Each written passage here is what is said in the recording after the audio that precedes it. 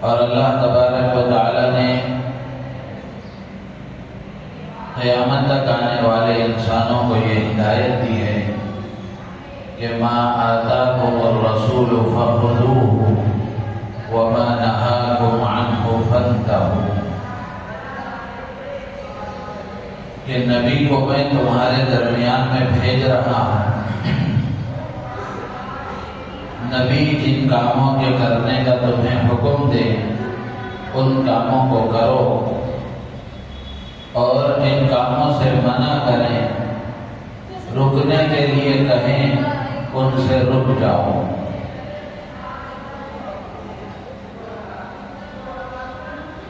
نبیوں کو اللہ تبارک و تعالیٰ نے جو دنیا میں بھیجا ہے وہ اسی لیے بھیجا ہے تاکہ اللہ کے بندے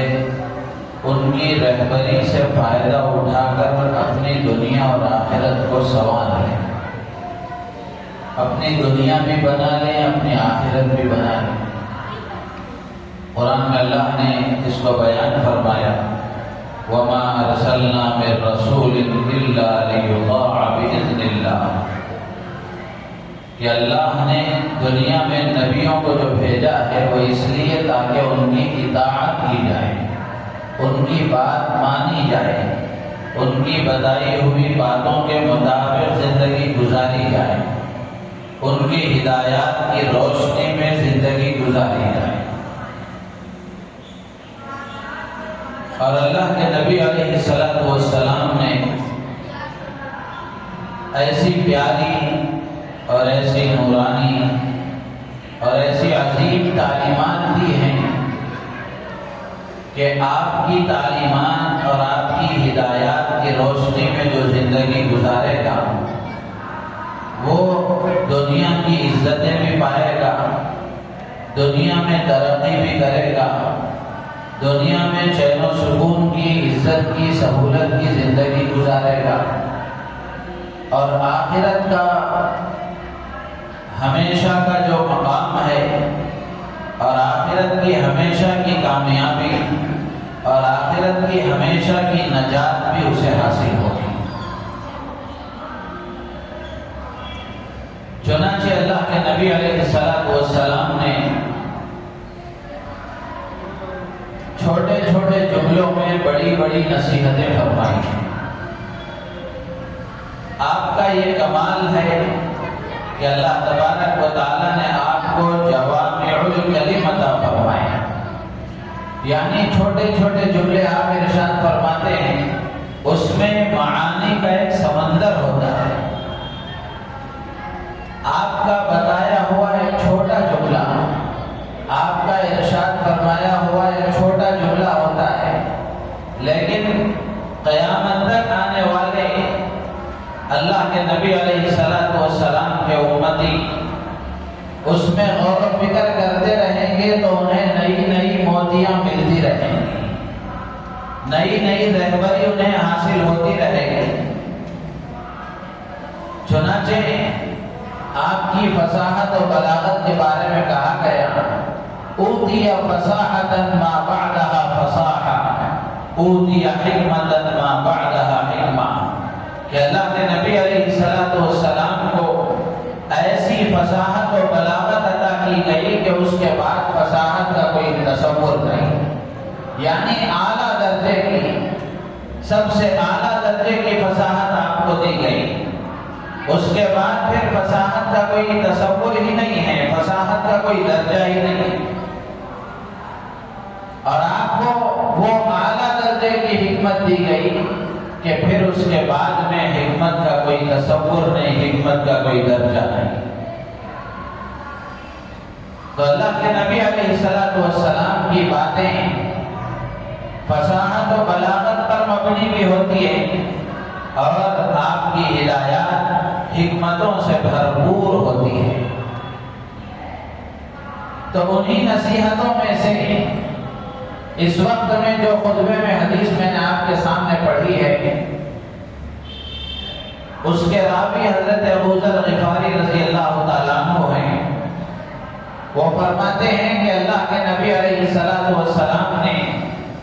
3 چیزوں کی نصیحت فرمائی۔ تین چھوٹے چھوٹے جملے آپ نے ارشاد فرمائے، ان چھوٹے چھوٹے جملوں میں بڑی بڑی نصیحتیں آپ نے کی ہیں۔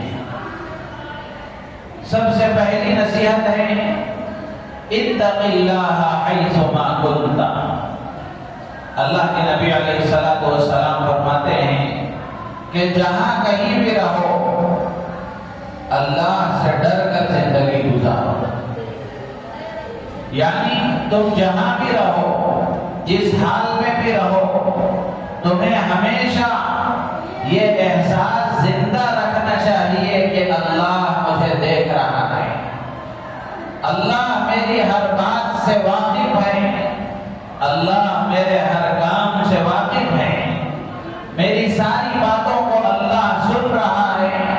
میرے سارے کاموں کو اللہ دیکھ رہا ہے۔ تو اللہ کی ذات عالی کا استحضار اور اللہ کے دیکھنے کا استحضار یہ آدمی کو زندگی بھر اپنے ساتھ رکھنا چاہیے۔ قرآن پاک میں بھی اللہ تبارک و تعالیٰ نے بار بار یہ بات ارشاد فرمائی ہے اور بار بار اس طرح توجہ دلائی ہے۔ اللہ تعالیٰ فرماتے ہیں، بہت سارے مقامات پر اللہ نے فرمایا کہ اللہ تعالیٰ تمہاری ساری باتوں کو سنتا ہے، اللہ تعالیٰ تمہارے سارے کاموں کو جانتا ہے، اور اللہ تعالیٰ تمہارے دلوں کے رازوں سے واقف ہے۔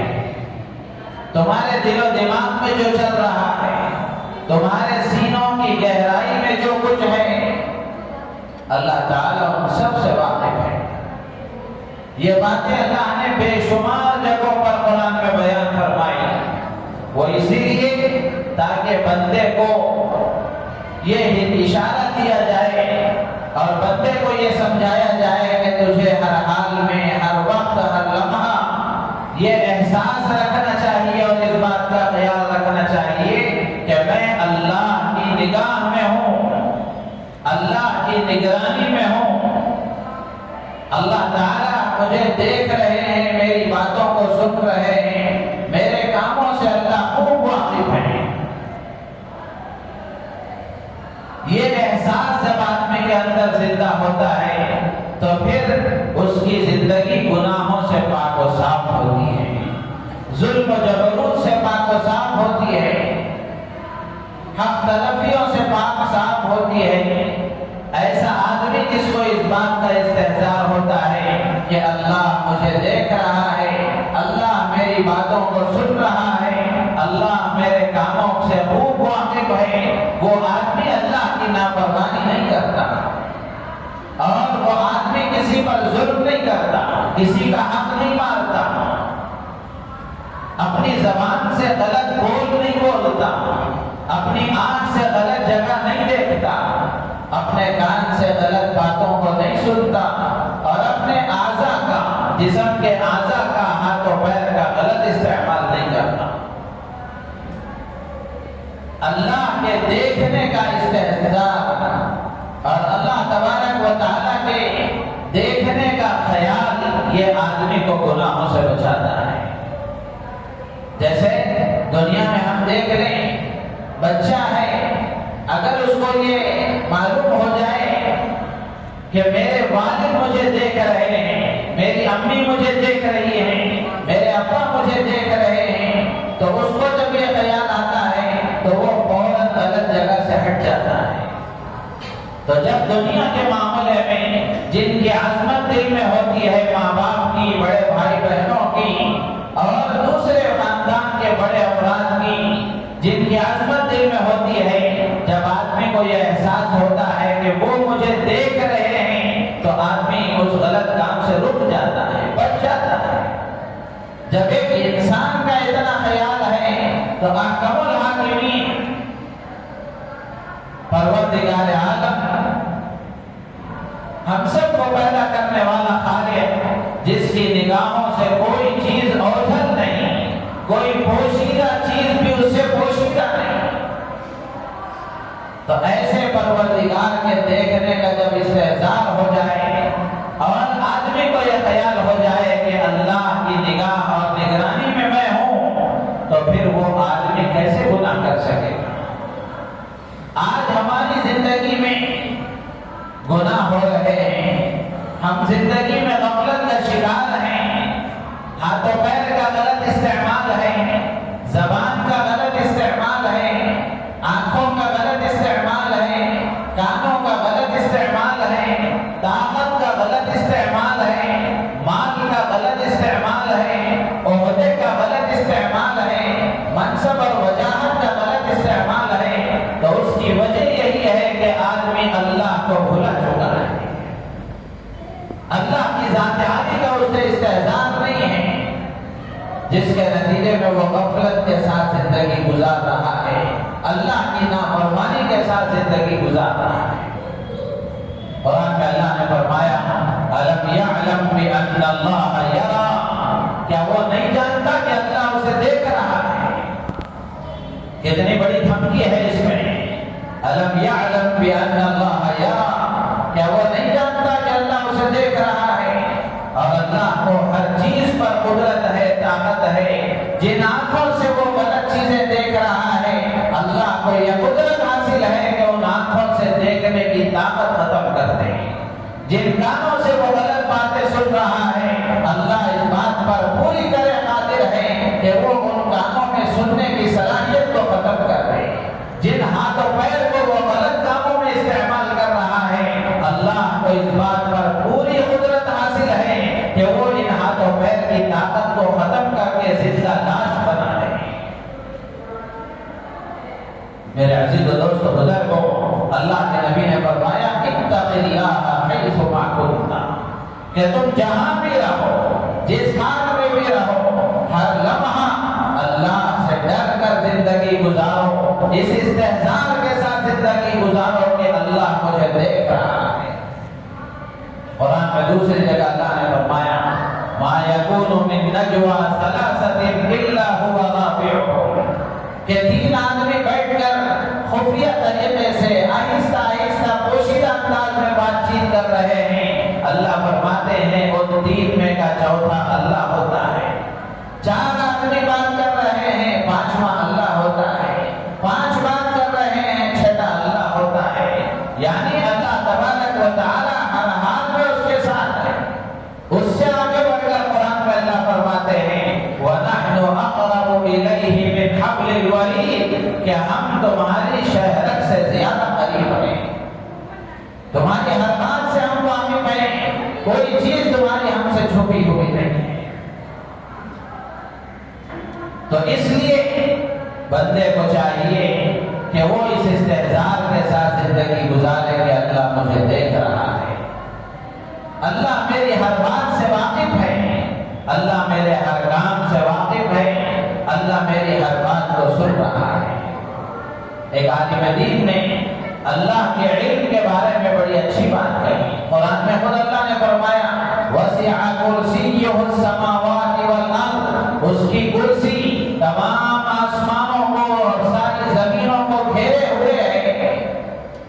یہاں حضرت علماء نے لکھا ہے کہ کرسی سے مراد اللہ کا علم ہے، کرسی سے مراد اللہ کا علم ہے۔ ساتوں آسمانوں میں جو چیزیں ہو رہی ہیں، ساتوں زمینوں میں جو کچھ ہو رہا ہے، آسمان و زمین کے درمیان میں جو کچھ ہو رہا ہے، اور دوسرے سیارات میں جو کچھ ہو رہا ہے، اللہ تعالیٰ ہر چیز سے واقف ہے۔ ہر چیز اللہ کی نگاہ میں ہے، ہر چیز کا علم اللہ کو ہے۔ ایک عالم دین نے اللہ کے علم کے بارے میں بڑی اچھی بات کہی۔ انہوں نے لکھا ہے کتنا خوبصورت جملہ ہے کہ علم ما کان، کہ اللہ تبارک و تعالی وہ سب کچھ جانتا ہے جو ہو چکا ہے، جو ہو چکا گزشتہ زمانے میں جو کچھ ہو چکا ہے، آج سے پہلے جو کچھ ہو چکا ہے، اللہ تعالیٰ اس سب کو جانتا ہے۔ علم ما یکون، اور جو کچھ اس وقت ہو رہا ہے اللہ تعالیٰ اس سے بھی خوب واقف ہے، اس کو بھی جانتا ہے۔ علم ما سیکون، وہ لکھتے ہیں کہ آئندہ جو کچھ ہوگا، قریبی زمانے میں جو کچھ ہوگا، اللہ تبارک و تعالیٰ اس سے بھی واقف ہے۔ گزشتہ جو ہو چکا اس سے بھی واقف ہے، جو ہو رہا ہے اس کو بھی جانتا ہے، آئندہ جو ہوگا آگے لکھتے ہیں علم ما لم یکن، اور اللہ تعالیٰ ان چیزوں کو بھی جانتا ہے جو اب تک وجود میں نہیں آئی ہیں، جو نہیں ہوئی ہے اللہ تعالیٰ ان سے بھی واقف ہے۔ اسی طرح علم لو کان کیف کان یکون، وہ لکھتے ہیں کہ اللہ تبارک و تعالیٰ جانتا ہے کہ جو چیز اب تک وجود میں نہیں آئی، اگر وہ وجود میں آتی تو کس حالت میں ہوتی، کیا ہوتا، اللہ اس سے بھی واقف ہے۔ تو میرے عزیز و دوست بزرگوں، آج کرنے کی بات یہ ہے کہ اللہ کی ذات عالی کا استحضار، اللہ کے علم کا استحضار آدمی کے اندر ہو جائے تو پھر اس کی زندگی صحیح رخ پر چلتی ہے۔ اللہ کے دیکھنے کا احساس اور اللہ کے سننے کا احساس اور اللہ کے جاننے کا استحضار، یہ آدمی کو گناہوں سے بچاتا ہے۔ تو اللہ کے نبی نے فرمایا اتق اللہ حیث ما کنت، کہ تم جہاں کہیں بھی رہو تقوی اختیار کرو، تقوی کے ساتھ رہو، اللہ کے ڈر خوف کے ساتھ زندگی گزارو، اللہ کی ذات عالی کے استحضار کے ساتھ زندگی گزارو۔ یہ تقوی کیا ہے؟ جس کا اللہ کے نبی نے حکم دیا کہ اتق اللہ، کہ تم تقوی اختیار کرو۔ تقوی صرف راتوں کو جاگ کر عبادت کرنے، دن بھر نمازیں پڑھنے، روزے رکھنے، تلاوت کرنے اور صدقہ اور خیرات کرنے، مناجات اور دعائیں کرنے، صرف اس کا نام نہیں ہے۔ حضرت عمر بن عبدالعزیز رحمۃ اللہ علیہ فرماتے تھے کہ تقوی راتوں کو جاگنے اور دن بھر روزہ رکھنے کا نام نہیں ہے۔ تقوی یہ ہے کہ آدمی اللہ کے فرائض کو ادا کرے، اللہ کے احکامات کے مطابق زندگی گزارے اور اللہ کی حرام کردہ منع کردہ چیزوں سے بچے۔ اللہ کے احکامات کو ادا کرنا، یعنی اگر آسان انداز میں کہا جائے تو نیک کام کرنا اور اسی طریقے سے گناہ سے بچنا، دونوں چیزیں ضروری ہیں۔ آدمی صرف نیک کام کرتا رہے، نیکیوں کے انبار اور ڈھیر کے ڈھیر جمع کر لیا ہے، لیکن گناہوں سے بچنے کا اہتمام نہیں ہے، تو پھر میرے عزیز و دوست بزرگوں، یہ نیکی اور گناہ کا اختلاط یہ آدمی کے لیے بڑا نقصان دہ ہو سکتا ہے۔ حضرت ثوبان رضی اللہ تعالیٰ عنہ ایک صحابی ہے، وہ فرماتے ہیں کہ ایک موقع پر اللہ کے نبی علیہ السلام نے فرمایا کہ میری امت کے کچھ لوگ قیامت کے دن تہامہ پہاڑ کے برابر نیکیاں لے کر آئیں گے، لیکن وہ نیکیاں ان کے کچھ کام نہیں آئیں گی۔ اللہ تعالیٰ ان نیکیوں کو بے قیمت بنا دے گا اور وہ نیکیاں اس کے لیے نجات کا ذریعہ نہیں بنے گی۔ روزے لے کر آئیں گے، نمازیں لے کر آئیں گے، تلاوت لے کر آئیں گے، ذکر و اذکار لے کر آئیں گے، صدقہ اور خیرات لے کر آئیں گے، انبار ہوں گے نیکیوں کے، لیکن یہ نیکیاں ان کے کچھ کام نہیں آئیں گی۔ صحابہ نے جب یہ بات سنی تو صحابہ نے کہا صفہم لنا یا رسول اللہ، کہ اللہ کے نبی یہ کون لوگ ہیں، ان کے بارے میں ہمیں بتا دیجئے تاکہ ان جیسے کاموں سے ہم اپنے آپ کو بچائیں، ان میں شامل ہونے سے ہم اپنے آپ کو بچائیں۔ اللہ کے نبی علیہ السلام نے فرمایا کہ یہ وہ لوگ ہوں گے کہ جب مجمع میں ہوں گے، لوگ ان کے سامنے ہوں گے تو اس وقت میں تو بڑے پارسا اور نیک ہوں گے، نمازوں کا اہتمام ہے، روزوں کا اہتمام ہے، تلاوت کا اہتمام ہے، صدقہ خیرات کا اہتمام ہے، لوگوں کے سامنے تو بہت نیک ہوں گے، وَلَكِنْ إِذَا خَلَوْا بِمَحَارِمِ اللَّهِ انْتَهَكُوهَا، اللہ کے نبی نے فرمایا لیکن جب وہ خلوت میں تنہائی میں ہوتے ہیں تو اللہ کے منع کردہ حرام کاموں سے وہ اپنے آپ کو نہیں بچائیں گے۔ یعنی جلوت میں، مجمع میں، لوگوں کے سامنے تو بہت نیک ہیں، لیکن جہاں تنہائی ملتی ہے، جب وہ تنہا ہوتے ہیں تو تنہائی میں کے نبی فرماتے ہیں اتق اللہ، اللہ سے ڈرو، تقوی اختیار کرو۔ جس آدمی کے اندر حقیقی اور صحیح سچا تقوی ہوتا ہے وہ جلوت میں بھی گناہوں سے بچتا ہے، خلوت میں بھی گناہوں سے بچتا ہے، مجمع میں بھی اپنے آپ کو گناہوں سے بچاتا ہے اور لوگوں کے سامنے بھی بچاتا ہے، تنہائی میں بھی وہ گناہوں سے بچتا ہے۔ اس لیے کہ اسے اس بات کا خیال ہے کہ جو اللہ مجمع میں دیکھ رہا ہے وہ اللہ تنہائی میں بھی دیکھ رہا ہے۔ اگرچہ کہ انسانوں کی نگاہیں مجھے نہیں دیکھ رہی ہیں، لیکن اللہ تو مجھے ہر حال میں دیکھ رہا ہے۔ میں اللہ کی نگرانی سے تو باہر نہیں آیا،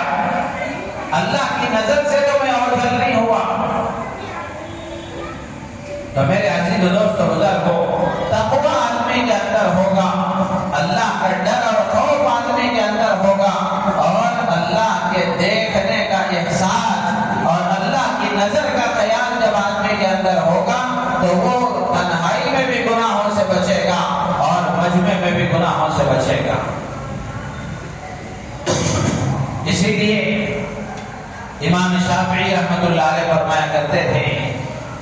کہ تین چیزیں بڑے کمال کی ہیں۔ الجود من قلت، الجود من قلت۔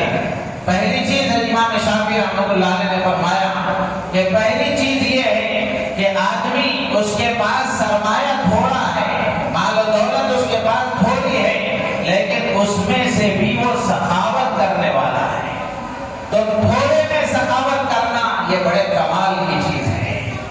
آدمی کو اللہ نے فراوانی عطا فرمائی ہے، مال و دولت کی بہتات ہے، کثیر مقدار میں اللہ نے اسے مال عطا فرمایا ہے، ایسا آدمی مال خرچ کر رہا ہے، سخاوت کر رہا ہے، تو یہ کوئی بڑے کمال کی بات نہیں ہے۔ لیکن ایسا آدمی جس کے پاس مال و دولت کی کثرت نہیں ہے، بہت زیادہ سرمایہ نہیں ہے، لیکن جتنا اللہ نے اسے دیا ہے اتنے میں سے وہ سخاوت کرتا ہے، تو یہ تھوڑے میں سے سخاوت کرنا یہ بڑے کمال کی بات ہے۔ اور دوسری چیز امام شافعی رحمۃ اللہ علیہ نے فرمائی الورع فی خلوت، کہ خلوت میں تنہائی میں تقوی اختیار کرنا، تنہائی میں اللہ سے ڈرنا، تنہائی میں اللہ سے ڈر کر زندگی گزارنا اور گناہوں سے بچنا۔ لوگوں کے سامنے تو آدمی بہت نیک بن جاتا ہے، لیکن تنہائی میں بھی نیک رہے، تنہائی میں بھی وہ اللہ کا مطیع و فرمانبردار رہے، یہ بڑے کمال کی بات ہے۔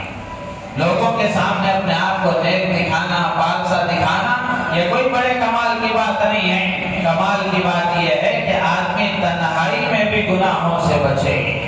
تنہائی میں بھی اللہ کی نافرمانی سے بچے۔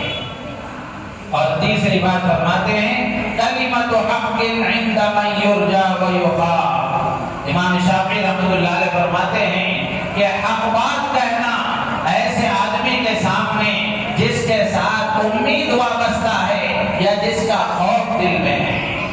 ایسے آدمی کے سامنے حق بات کہنا، سچ بات کہنا اور صحیح بات بتانا جس سے امید وابستہ ہے، یعنی جس سے کسی نفع کی، فائدے کی امید وابستہ ہے کہ یہ آدمی میرا کچھ کام بنائے گا، میرے کچھ کام آئے گا، یہ مجھے کچھ مال دے گا، میری ضرورت پوری کرے گا، ایسا آدمی جس سے امید وابستہ ہے، ایسے آدمی کے سامنے حق بات کہنا کام کو معمولی بات نہیں ہے، بڑے کمال کی بات ہے، آسان نہیں ہے۔ اس لیے کہ انسان کی طبیعت میں یہ بات ہے کہ انسان مفاد پرست ہوتا ہے، جہاں اپنا فائدہ ہوتا ہے وہ اپنے فائدے کے لیے سب کچھ کر گزرتا ہے، اگر دین نہ ہو، اللہ کا ڈر خوف نہ ہو۔ تو اسی لیے امام شافعی فرماتے ہیں کلمۃ حق عند من یرجا، کہ حق بات کہنا ایسے آدمی کے سامنے جس سے کچھ نہ کچھ امید وابستہ ہے، جس سے فائدے کی نفع کی امید ہے، ایسے آدمی کے سامنے حق بات کہنا۔ اور اسی طریقے سے ایسے آدمی کے سامنے حق بات کہنا جس سے خطرہ ہے کہ اگر میں اس کو صحیح بات بتاؤں گا یہ میری جان پر حملہ کرے گا، میرے لیے تکلیفیں کھڑا کرے گا، میرے لیے مصیبت بنے گا اور میرے لیے ناک میں دم کرے گا، پریشانیاں کھڑا کرے گا، ایسے آدمی کے سامنے حق بات کہنا یہ آسان نہیں ہوتا، بڑے کمال کی بات ہے۔ کلمۃ حق عند من یرجى ویخاف۔ تو میرے عزیز و دوست بزرگ کو اس میں جو دوسری بات امام شافعی رحمۃ اللہ علیہ نے فرمائی وہ ہمارے مضمون سے متعلق ہے، وہ یہ کہ الورع فی خلوت، کہ تنہائی میں تقوی اختیار کرنا، تنہائی میں اللہ سے ڈرنا، تنہائی میں اللہ کی نافرمانی سے بچنا۔ تو جس آدمی کے اندر تقوی ہوتا ہے، اللہ کا ڈر خوف ہوتا ہے، وہ تنہائی میں بھی اپنے آپ کو گناہوں سے بچاتا ہے۔ تو تقوی یہ بڑا جامع لفظ ہے،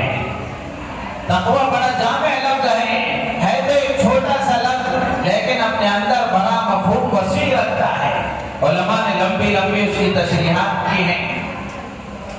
حضرت علی رضی اللہ تعالیٰ عنہ سے پوچھا گیا کہ تقوی کیا ہے، تو حضرت علی رضی اللہ تعالیٰ عنہ نے فرمایا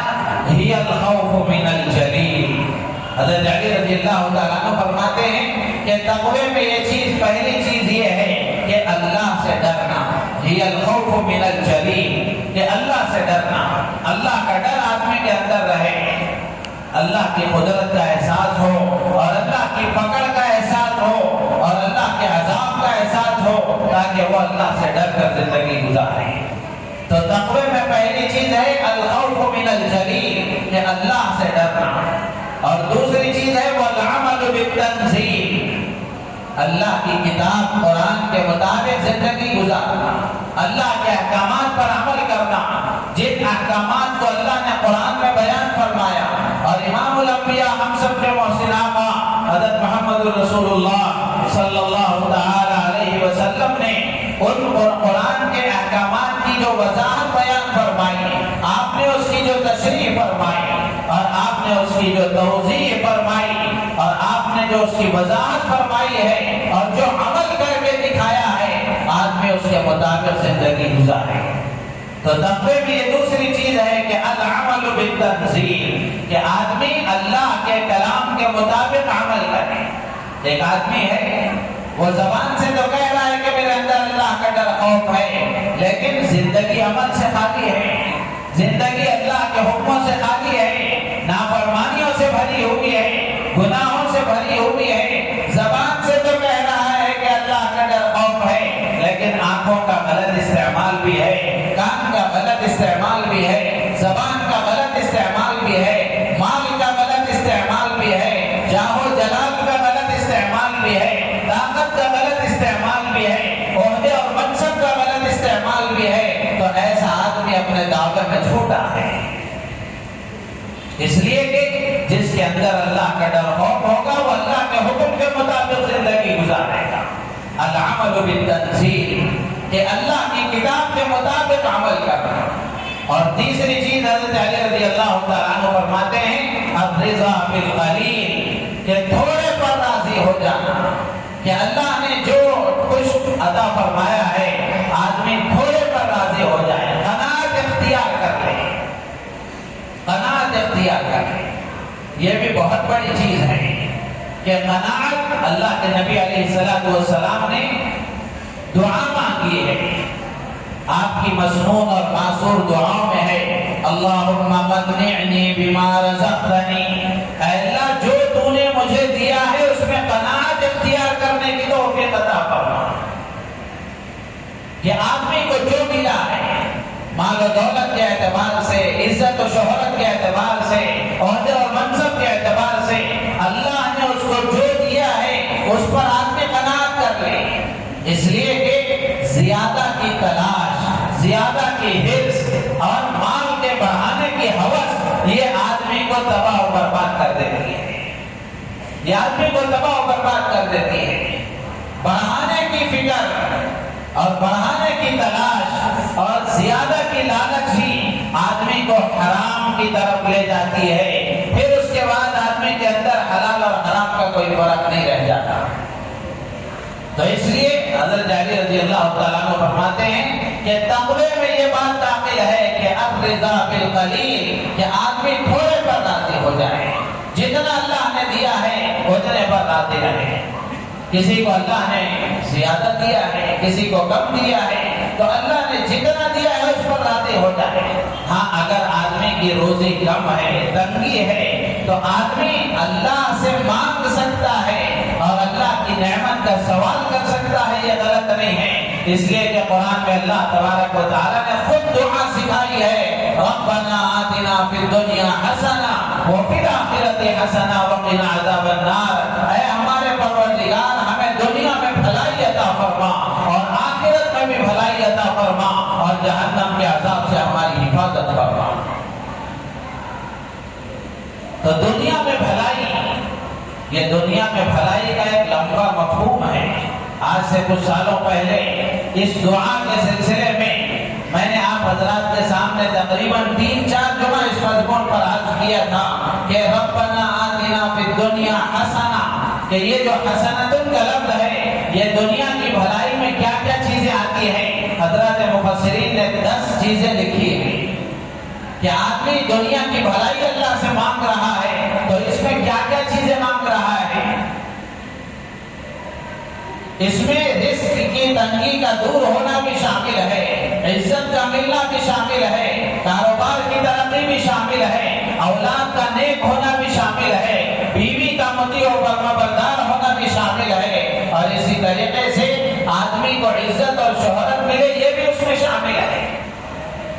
تو اگر کسی کی روزی میں تنگی ہے تو وہ آدمی اللہ سے مانگ سکتا ہے، یہ غلط نہیں ہے، اس لیے کہ اللہ وہ ذات ہے کہ بندہ اللہ سے مانگتا ہے اللہ خوش ہوتے ہیں، اور بندہ اگر اللہ سے نہیں مانگتا تو اللہ ناراض ہوتے ہیں۔ اور دنیا والے جن سے ہم اپنے حالات بتاتے ہیں، جن کے سامنے اپنی ضروریات رکھتے ہیں، جن دنیا والوں کا حال یہ ہے، انسانوں کا مزاج یہ ہے کہ ان سے مانگا جائے تو وہ ناراض ہوتے ہیں، اور اللہ کی شان کرم یہ ہے کہ بندہ اللہ سے نہ مانگے تو اللہ ناراض ہوتے ہیں۔ تو حضرت علی رضی اللہ تعالیٰ عنہ فرماتے ہیں کہ تقوی میں یہ چیز داخل ہے کہ الرضا بالقلیل، کہ تھوڑے پر آدمی راضی ہو جائے۔ اگر زیادہ کی ہوس ہے، زیادہ کی ہوس ہے، زیادہ کی لالچ ہے، اس کے لیے آدمی حلال و حرام کی تمیز نہیں کرتا، صحیح غلط کا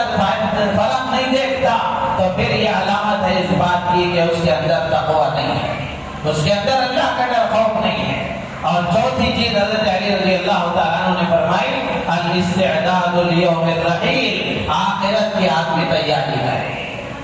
آخرت کی تیاری کرنا۔ تو یہ 4 چیزیں تقوی میں داخل ہیں۔ حضرت علی رضی اللہ تعالیٰ عنہ نے فرمایا الخوف من الجلیل والعمل بالتنزیل والرضا بالقلیل والاستعداد لیوم الرحیل، یہ چاروں چیزیں تقوی میں داخل ہیں کہ آدمی اللہ کا ڈر خوف رکھے اپنے اندر، اللہ کے احکامات کے مطابق زندگی گزارے، تھوڑے پر راضی ہو جائے اور آخرت کی تیاری کرنے والا بنے۔ تو یہ 3 نصیحتیں اس حدیث میں اللہ کے نبی علیہ السلام نے فرمائی۔ ان میں پہلی نصیحت ہے اتق اللہ حیث ما کنت، کہ تم جہاں کہیں رہو، جس حال میں رہو، اللہ کے ڈر اور خوف کے ساتھ زندگی گزارو، تقوی کے ساتھ زندگی گزارو، اس لیے کہ تقوی، اللہ کا ڈر اور خوف، اللہ کے دیکھنے کا احساس اور اللہ کی ذات عالی کا استحضار ہی وہ چیز ہے جو آدمی کو غلط کاموں سے بچاتی ہے اور آدمی کو اللہ کی نافرمانی سے بچاتی ہے۔ اللہ تعالیٰ سے دعا ہے اللہ تعالیٰ ہم سب کو ان باتوں پر عمل کی توفیق عطا فرمائے۔ بقیہ 2 باتیں اگلی جمعہ کی جائیں گی۔ اللہ تعالیٰ ہماری نیتوں میں اخلاص پیدا فرمائے۔ آمین۔ وآخر دعوانا